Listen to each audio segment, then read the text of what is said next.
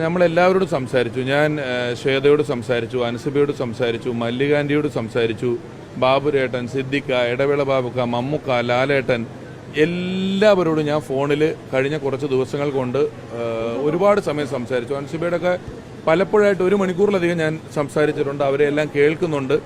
അവരുടെയൊക്കെ പ്രശ്നങ്ങൾ എന്താണ്, അത് എന്തുകൊണ്ടാണ് ഉണ്ടായിരിക്കുന്നത്, അതിന് നിലവിൽ നമുക്ക് എങ്ങനെ അത് പരിഹരിക്കാൻ കഴിയും തുടങ്ങിയ കാര്യങ്ങളിലൊക്കെ നമ്മൾ പലതരത്തിൽ ആലോചിക്കുന്നുണ്ട്.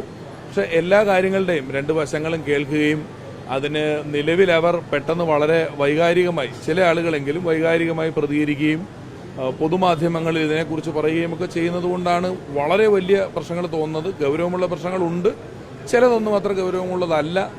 ഇതിനെല്ലാം നമ്മൾ വളരെ ഉത്തരവാദിത്തത്തോടു കൂടി പറ്റുന്നിടത്തോളം പരിഹാരങ്ങൾ കാണണമെന്നും ആ സംഘടന, ഇപ്പം ഞാൻ ഇന്നാൾ പറഞ്ഞില്ലേ, വെള്ളപ്പൊക്കം വന്നപ്പോൾ 500 പേരേ ഉള്ളൂ ഈ സംഘടന. വെറും 500 പേരുള്ള സംഘടനയെ നമ്മൾ താരസംഘടന എന്ന് പറയുന്നതിലൊരു 15 പേരുണ്ടാകും, സോ കോൾഡ് താരങ്ങൾ എന്ന് വിളിക്കാവുന്നത്. ബാക്കിയെല്ലാം വളരെ അവസരങ്ങൾ കാര്യമായി ഇല്ലാത്ത, വരുമാനം കാര്യമായിട്ടില്ലാത്ത, സംഘടനയിൽ നിന്ന് കിട്ടുന്ന മരുന്നിനെ ആശ്രയിച്ചും സംഘടനയിൽ നിന്ന് കിട്ടുന്ന കൈനീട്ടത്തിനെ ആശ്രയിച്ചും ജീവിക്കുന്നവരാണ്.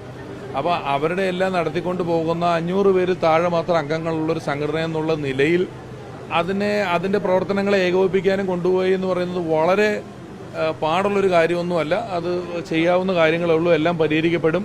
പുതിയ കമ്മിറ്റി വരും, അവരെല്ലാം കൃത്യമായി നോക്കിക്കോളും. വ്യക്തിപരമായിട്ടുള്ള ആരോപണങ്ങളിലൊക്കെ നമുക്ക് വ്യക്തിപരമായ പ്രശ്നങ്ങളാണല്ലോ, എത്രത്തോളം ഇടപെടാൻ പറ്റുമോ അത്രത്തോളം അതിൻ്റെ ആഴങ്ങളിൽ ഇടപെടുകയും പരിഹാരങ്ങൾ കാണുകയും ചെയ്യും.